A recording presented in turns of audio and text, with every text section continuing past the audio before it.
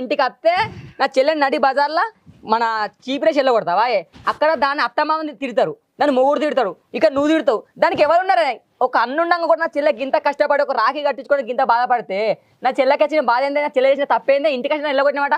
నువ్వు కూడా ఒక ఇంటికాడికి వెళ్ళి ఇంటికి వచ్చినావు కదనే?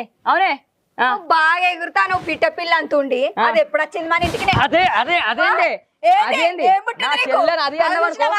నువ్వు వచ్చిన వాళ్ళేదో నా మొగడు నా మీద షై చేసిండు. అదేంటి నీ చెల్లంటే ఇష్టం కానీ నీ పెళ్ళంటే ఇష్టం లేదు. నీ పెళ్ళ మీద ఇష్టమే లేదు. నాకు వచ్చింది ఆ దుర్మార్గురాలు వచ్చింది, నన్ను ముట్టిపించింది. మరి ఎప్పుడు వచ్చినావే నువ్వు నా ఇంటికి? ఎప్పుడు వచ్చింది?